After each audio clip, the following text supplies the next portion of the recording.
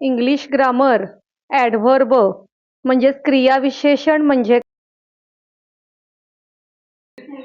Adverb म्हणजे काय? An adverb is a word that tells us more about a verb. म्हणजेच क्रियापदाबद्दल अधिक माहिती सांगणाऱ्या शब्दाला क्रियाविशेषण असे म्हणतात. हाऊ, व्हेन, व्हेअर या सगळ्याला ॲक्शन वर्ड जरी असले तरी त्याला क्रियाविशेषण असंच. ह्यामध्ये तुम्हाला ॲडव्हर्बची उदाहरणे दिलेली आहेत. म्हणजेच कसं की how, when, where, how often अशा प्रकारचे प्रश्न तुम्हाला विचारल्यानंतर तुम्ही जी काही उत्तरं देता म्हणजे ब्युटिफुली इथं दिलेलं आहे, येस्टरडे, आउटसाइड, ऑलवेज अशा प्रकारे म्हणजे ही जी काही सगळी आहेत, कसे, केव्हा, कधी, कोठे हे जरी प्रश्न विचारलेले असले तरी ह्यालाच ॲडव्हर्ब. तुम्हाला वेगवेगळ्या प्रकारची ॲडव्हर्ब कशी वापरायची हे शिकवलेलं आहे. म्हणजे एखादी गोष्ट कशी झाली हे सांगायचं झालं तर कोणती ॲडव्हर्ब वापरायची, कोणत्या वेळेत झाली बघायची असती तर, कोणत्या ठिकाणी झाली आणि त्याचप्रमाणे कधी झाली ह्या संदर्भात कोणती.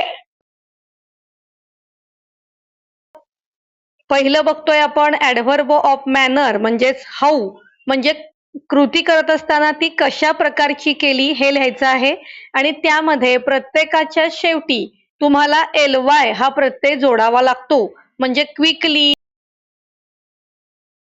त्यानंतर ॲडव्हर्ब ऑफ टाइम म्हणजे व्हेन म्हणजेच काय केव्हा कृती घडली हे सांगायचं आहे. ती कृती आधी घडली, नंतर घडली, त्याच्याच प्रमाणे सकाळी घडली, दुपारी घडली हे पण तुम्ही सांगू शकता. आज घडली, उद्या घडली किंवा आत्ता घडती आहे असंही त्याच्यात सांगू.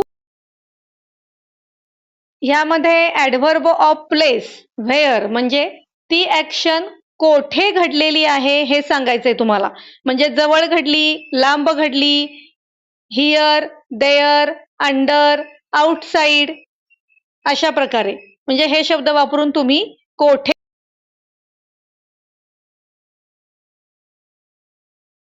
त्यानंतर आहे ॲडव्हर्ब ऑफ फ्रिक्वेन्सी म्हणजे हाऊ ऑफन सांगायचं आहे. म्हणजे कितीदा घडली ती कृती.